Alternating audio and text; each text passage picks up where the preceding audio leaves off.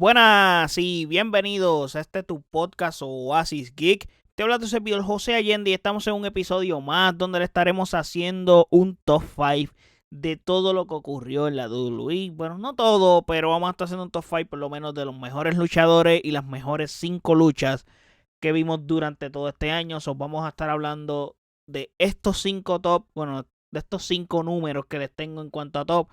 Pero antes de hablar de estos tops, vamos con la intro.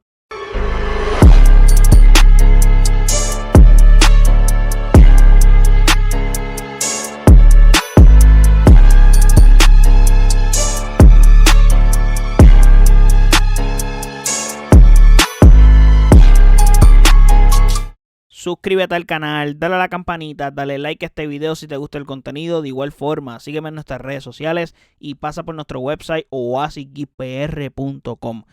Ahora bien, como les mencioné, voy a hacer 2 tops en este podcast. Es relacionado a WWE, como les mencioné, o como leen en el título del podcast, top 5 de todo en WWE. Y pues vamos a hacer un top ya de las top 5 superestrellas de la WWE durante este año, ya sea féminas y masculinos. Y de igual forma haremos un top de las 5 mejores luchas que yo considero que fueron para mí mi top personal. Vamos a empezar con las luchas. Mi métrica para evaluar esto es técnicamente el contexto de cómo llegamos a esta lucha y la lucha en sí. Cómo fue la lucha, me gustó, el nivel de emoción, etcétera. Vamos a darle, vamos al mambo. No quiero perder mucho tiempo en hablar de este top porque es que ustedes saben que a mí me encanta el top. Vamos a darle. En la número 5 tengo la lucha entre Ilja Dragunov contra Ricochet, una lucha que se efectuó en Monday Night Raw.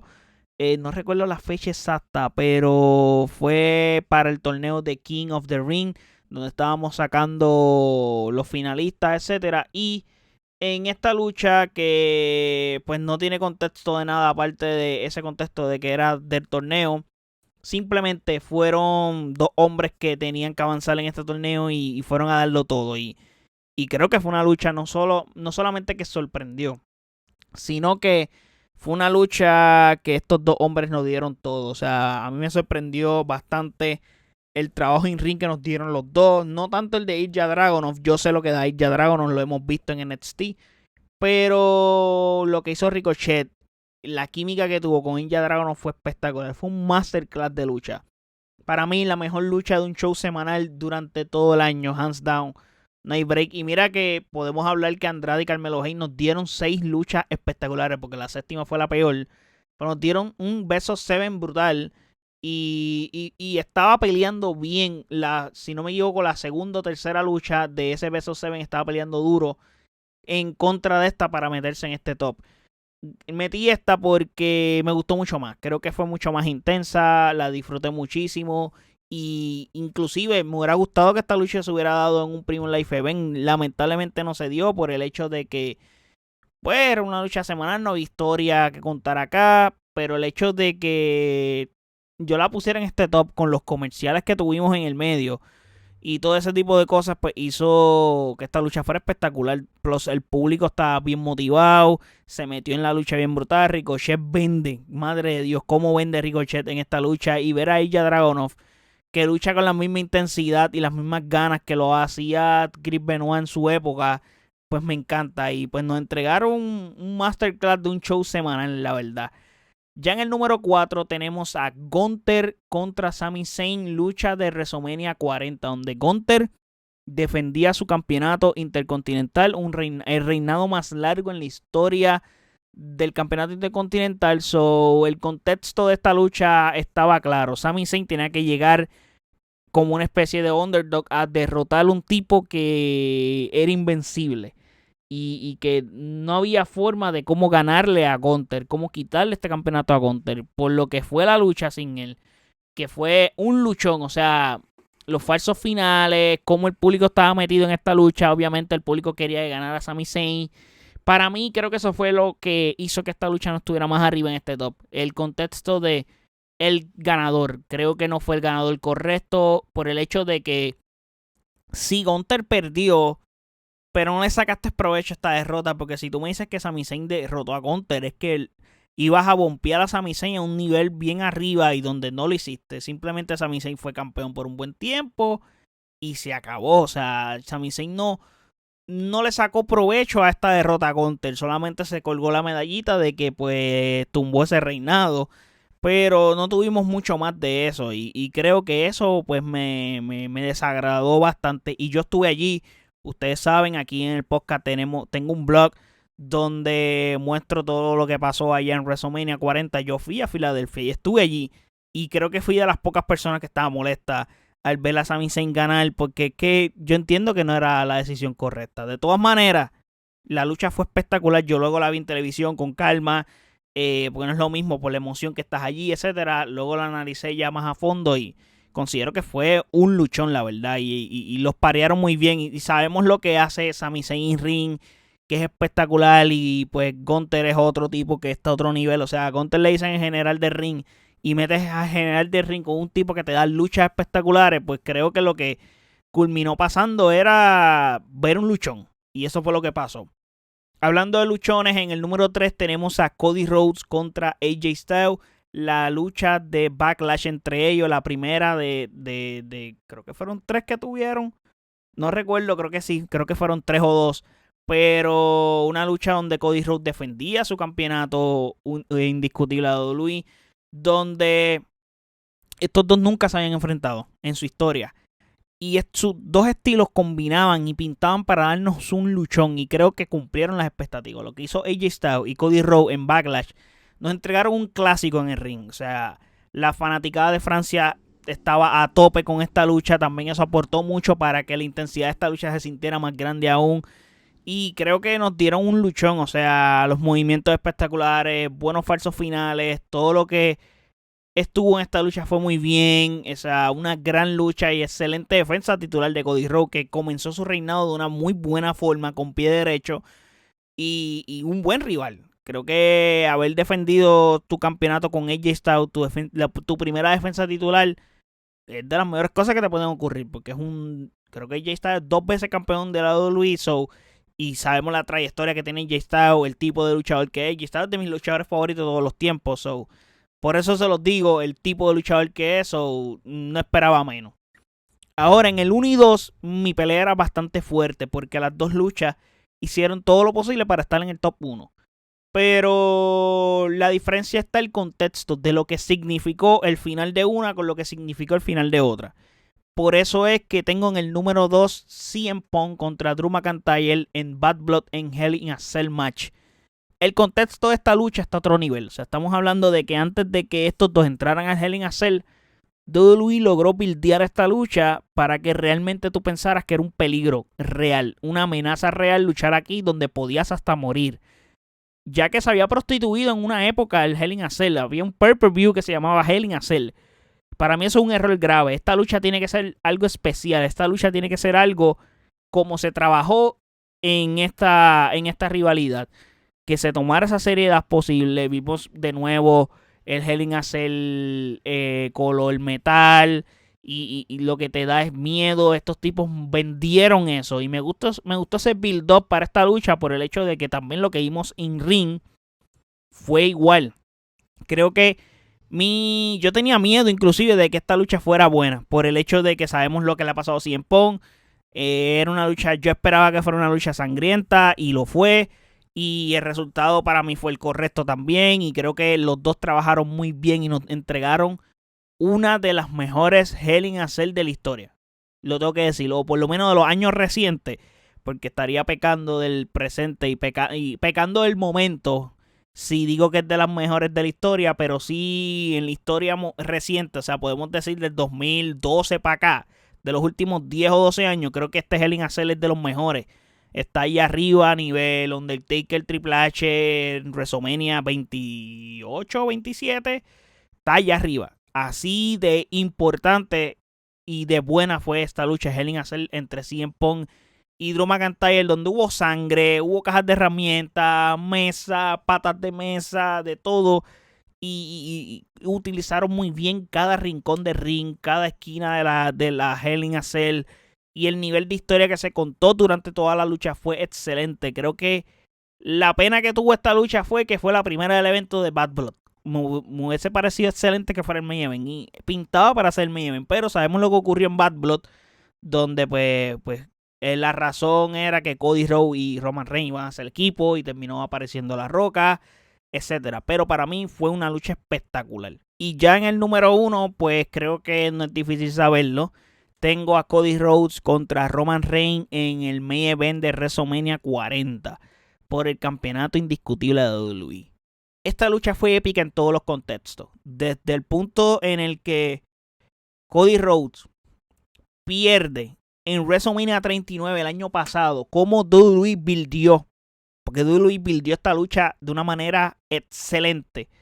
El detalle de ese face to face de Cody Rhodes con Roman Reigns en SmackDown. El detalle de Cody Rhodes lograr ese acknowledge de Brock Lesnar, como que derroté a este tipo, estoy listo para ganarle a Roman Reigns. El detalle de haber ganado el Royal Rumble, el detalle de haber renunciado a esa lucha contra Roman y luego decir que sí, que va a luchar contra Roman, se metió D-Rock, cómo llevaron esta rivalidad, fue espectacular, sabiendo que arriesgó gran parte de la lucha cuando perdió en noche 1 en el main event, en esa lucha en pareja que hizo equipo con Seth Rollins. Todo esto en contexto hacen grande esta lucha antes que luchen. So, eso era bien importante, era un main event esperado, mega esperado, creo que el hype era enorme y técnicamente era una especie de no descalificación con este asunto de Bloodline Rules y sabíamos que íbamos a tener interferencia y las tuvimos por todos lados. Luchísticamente hablando, yo considero que la de WrestleMania 39 fue mejor, fue superior en cuanto a ring, pero esta no se queda atrás, fue una muy buena lucha. En nivel de épica la supera. O sea, estamos hablando que en cuanto al final de la lucha, como WWE cerró, y considero que este es el main event más grande en la historia de WrestleMania. Y no lo digo porque yo estuve allí, sino lo digo porque literalmente este es el main event más grande de todos los tiempos en WrestleMania. Porque le da mucho peso estar aquí. O sea, lo épico que fueron las entradas. O sea, la entrada de Cody Rhodes, la entrada de Roman Reigns, literalmente. O sea, Roman Reigns parecía el verdadero Final Boss en esta entrada. O sea, estamos hablando de que con una música estilo ópera, banda sonora de videojuego, tener las interferencias de todo el Bloodline, incluyendo la misma Roca, tener el regreso de John Cena, ese pop fue increíble. El pop de Undertaker también, que no paró de sorprenderlo, aunque considero que Undertaker no era el hombre era Stone Cold, por el hecho de que está más relacionado a La Roca que el mismo Undertaker, pero no quita que haber tenido Undertaker acá pues fue épico.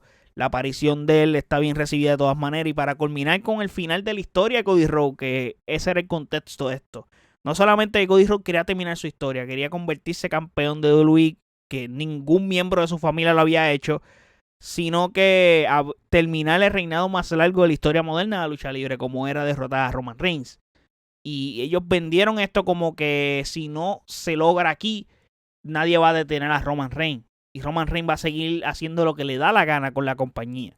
Y así fue que ocurrió, y así fue que se dio. Y me encantó todo esto. Creo que lo trabajaron excelentemente bien. Y por eso considero que esta lucha es la número 1 de mi top 5 de las mejores luchas del año. Ya vamos a ir para el top de las 5 mejores superestrellas de la WWE durante el 2024. Mi métrica para sacar estos 5 luchadores y luchadoras son las siguientes: historias, calidad de lucha y logros alcanzados. Ya sea ganaste Royal Rumble, ganaste King of the Ring, ya sea que ganaste campeonatos, etcétera. Todo ese tipo de cosas las estoy evaluando para sacar este top. Teniendo esto en contexto, esta evaluación es personal obviamente, porque cada cual, yo puedo usar estas métricas, pero cada cual puede pensar que algo tiene mayor valor que lo otro, etcétera. Sobre esto, como les dije, en las luchas era un tono bastante personal, acá es de la misma manera, y podrás estar sí o no de acuerdo, pero nada, si no estás de acuerdo, puedes pasar los comentarios y decirme, me gusta más este es mi top, etcétera, y tenemos la conversación, y claro que sí, la podemos discutirlo con mucho gusto y hablar de esto. Pero vamos al mambo. Top 5. En el número 5 tengo a Liv Morgan. Considero que tal vez sus luchas no fueron las mejores. Definitivamente es donde pierde muchos puntos ella acá. Pero en cuestión de historia, lleva todo el año haciendo un trabajo espectacular. En historia, personaje y la rivalidad con Rhea Ripley es la que la tiene aquí. Y cumpliendo sus objetivos. Estamos hablando que no solamente regresó para ser la campeona mundial. O sea, ella se convirtió campeona mundial femenina. Se desquitó de Rhea Ripley. Le quitó todo a Rhea Ripley porque no solamente se corona campeona, le quita a Dominic Mysterio, se adueña del stable de Rhea Ripley como es el Judgment Day y también se convierte en la primera campeona en la historia, campeona Crown Jewel junto a Cody Rhodes. So me parece que ir desarrollando eso semana tras semana en cuanto a la historia con Rhea Ripley fue espectacular. Luego y gran parte de la historia lo estaba trabajando ella sola porque Rhea Ripley no estaba presente. Rhea Ripley tuvo una lesión y no estuvo presente y Liv Morgan tuvo que cargar con el peso de esa historia. Y teniendo en cuenta que Liv Morgan no tiene nada que buscar contra Rhea Ripley, luchísticamente hablando, mantenerse como campeona ha sido un gran logro para ella. Y ha ido evolucionando su personaje como villana, como heel. Y lo ha hecho muy bien. Y cargó la historia más caliente de la lucha libre después de CM Punk y Drew McIntyre. Y eso tiene mucho valor en el wrestling, especialmente en la WWE. Yendo el número 4 tengo a Damian Priest, que para mí es el mejor año de toda su carrera. O sea, estamos hablando que Damian Priest, donde comenzó el año siendo campeón indiscutible en pareja junto a Finn Balor para perder los campeonatos en WrestleMania, pero él era campeón, él era Money in the Bank y decidió hacer cachín esa misma noche. Y tuvo su momento en WrestleMania. Un tipo que no luchó en WrestleMania anterior. No tenía lucha. Y terminó teniendo no solamente una gran lucha en pareja donde sí pierde los campeonatos, pero logró hacer el cachín en un momentazo en WrestleMania que pues, yo estuve presente y para mí fue de mis momentos favoritos ese fin de semana por el hecho de que yo me la viví. Yo pronostiqué que iba a ocurrir eso inclusive. La prueba está en las predicciones del podcast. La prueba está en todo ese tipo de videos que yo he grabado durante el WrestleMania, que fue épico.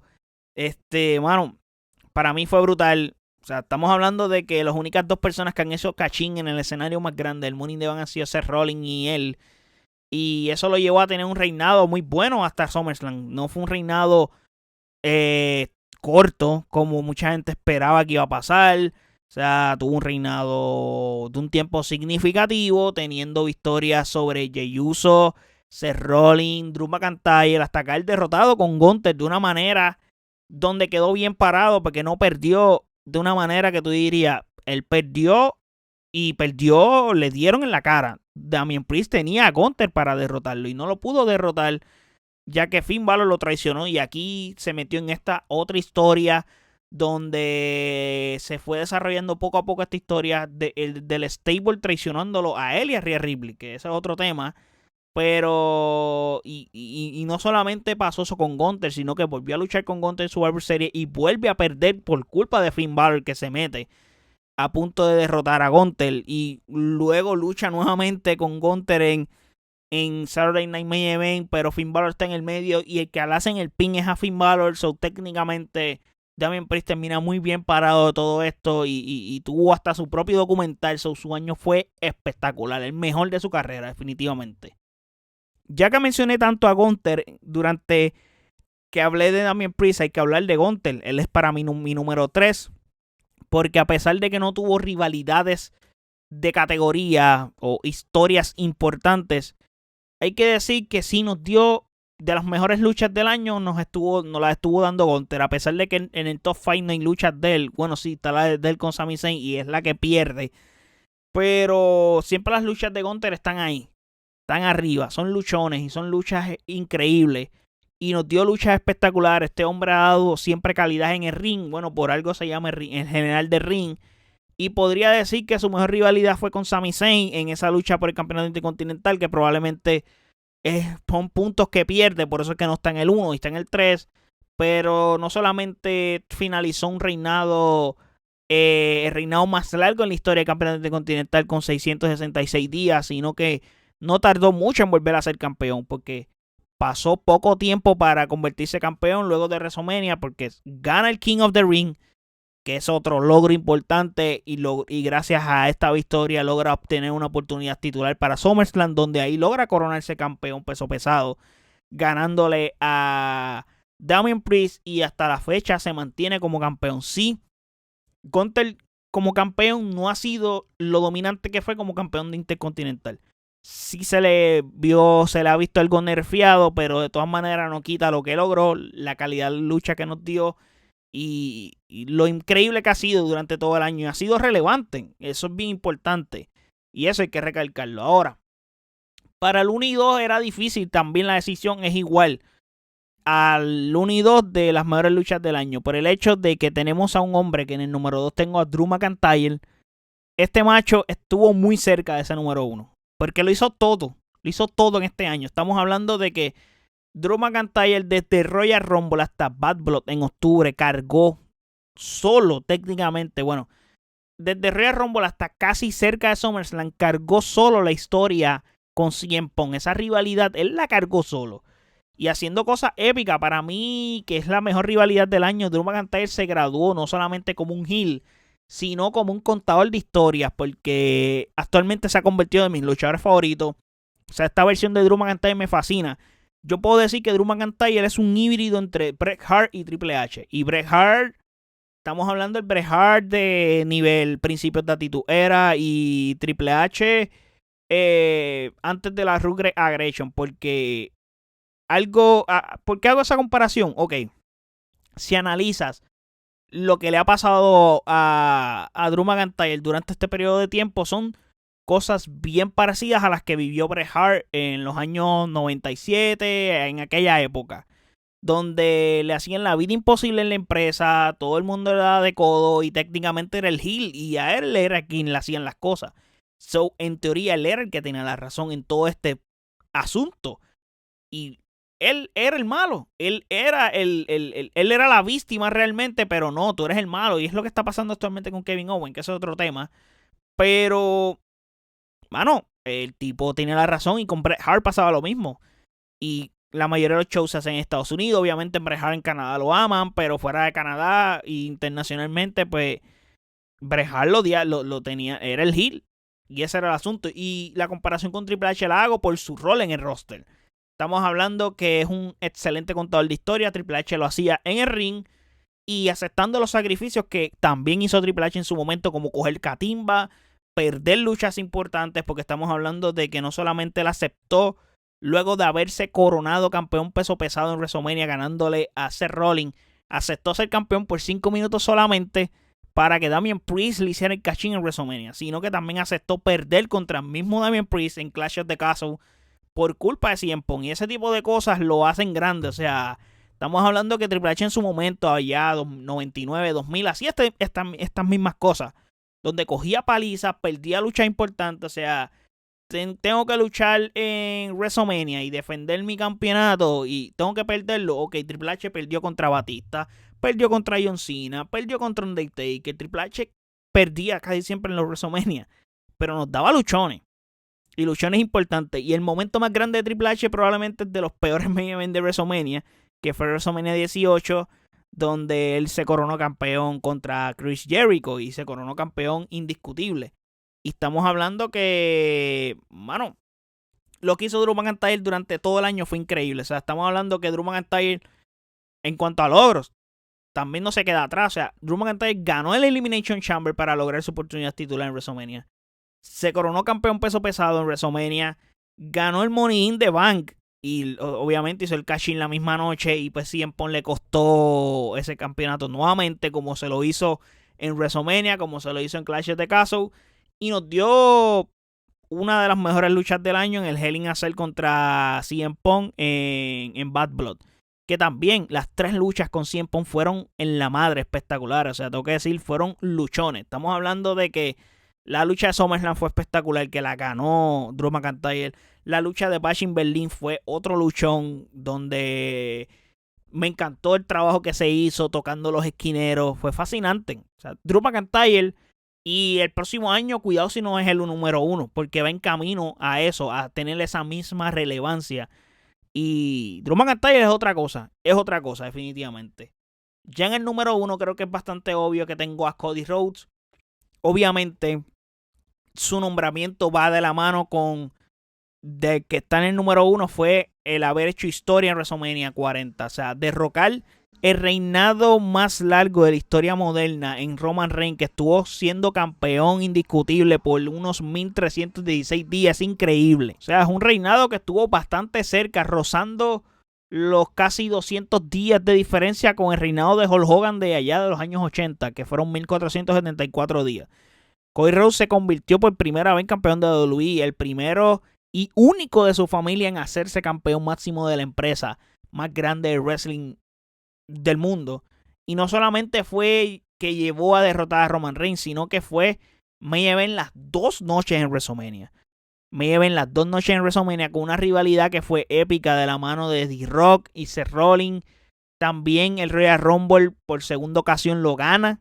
Creo que es el primer luchador desde Stone Cold Steve Austin que gana el Royal Rumble en veces consecutivas. Y solamente 3 personas lo han hecho en la historia, como Hulk Hogan, Shawn Michaels y Stone Cold Steve Austin. Se metió en una lista bien celesta y era imposible perder nuevamente. Plus, desde que ganó el campeonato en WrestleMania ha tenido buenas luchas, buenas rivalidades y ha luchado con todos. O sea, no solamente tuvo una excelente rivalidad con AJ Styles, ha tenido rivalidad con Solo Sikoa relacionada al Bloodline, donde después terminó haciendo equipo con Roman Reigns. Ha tenido variedad de todo, diferentes estilos de lucha. Ha luchado en Iconic Match. Ha luchado, ahora va a luchar en Ladder Match para el Royal Rumble el año que viene contra Kevin Owens. Luchó con Gunther y eso lo hizo convertirse en el primer campeón Crown Jewel, derrotando al general de ring y al otro campeón de la otra marca. Y todo ese tipo de cosas creo que llevan a Cody Rhodes hasta el número 1. Es imposible tú no poner a Cody Rhodes número 1. Drew McIntyre hizo mucho, hizo bastante. Pero, mano, tienes que analizar lo que hizo Cody realmente, porque no solamente Cody fue número 1 en venta, porque Cody vendió mucha mercancía, hizo muchas cosas, pero eso no está en mis métricas, las ventas. Mis métricas están en el tipo de rivalidades que él llevó, en el tipo de luchas que tuvo y los logros. Y creo que en cuanto a logros está bastante parejo con Drew McIntyre. Creo que Drew McIntyre logró más cosas, pero el reinado de Drew McIntyre duró 5 minutos. Y el de Cody, desde que le ganó a Roman Reigns, pues sigue siendo campeón. Y plus, quién le ganas también significa algo. Hay que tenerlo en perspectiva y en contexto. El hecho de que Drew McIntyre, le ganó a Seth Rollins, que es el primero que ganó esa correa. Un reinado bastante largo, pero el reinado de Roman Reigns, o sea, Drew McIntyre estuvo en esa lista de los derrotados por Roman. Y no pudo hacerlo. Y Cody también ganó el Royal Rumble. A diferencia, el Royal Rumble vale mucho más que un Elimination Chamber, por ejemplo. Cody, la lucha que tuvo con el campeón de la otra marca, la ganó también. Y se ha mantenido como campeón. So, eso es bien importante. Y ha tenido historias importantes porque no solamente es que tuvo una. Tuvo una historia que si no llega a ser porque Drew McIntyre tuvo la de CM Punk y esa fue tan épica, la historia del año iba a ser la de Cody con Roman Reigns. Definitivamente. So, podemos tener el argumento de que Cody tuvo la segunda mejor historia del año. Y detrás de eso está teniendo otras historias importantes porque estuvo involucrado en la historia del Bloodline.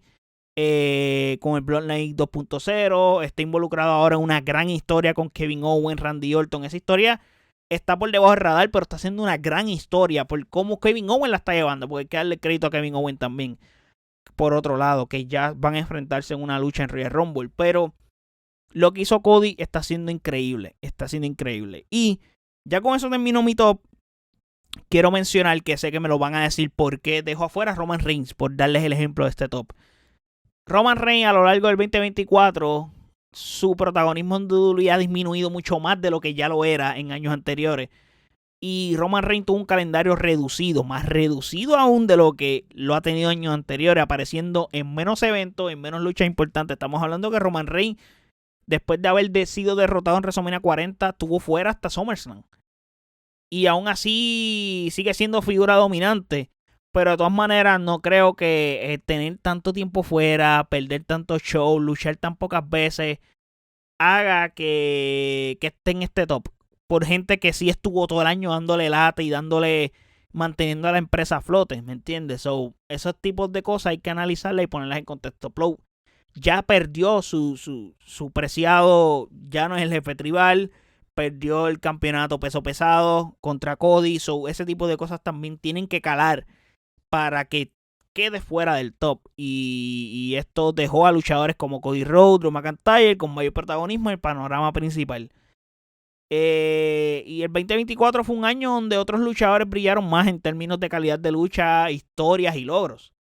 También por el lado de CM Punk es algo bien parecido a Roman Reigns, aunque su regreso que generó un gran impacto mediático, hablando de Survivor Series 2023, su contribución en términos de historia, lucha, rivalidades a lo largo del año y logros fue mucho más limitada. O sea, en comparación con otros luchadores, él tuvo un papel mucho más que tuvieron un papel más consistente esos otros luchadores que el mismo CM Punk. Estamos hablando que CM Punk tuvo su debut en televisión en el ring en Royal Rumble y en dicha lucha se lesionó.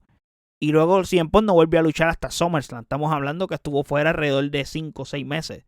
Eso es un montón. Y para tardar meses y meses, o sea, estuvo fuera la segunda mitad del año.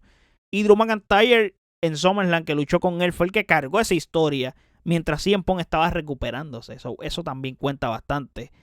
Drew McIntyre cargó el peso.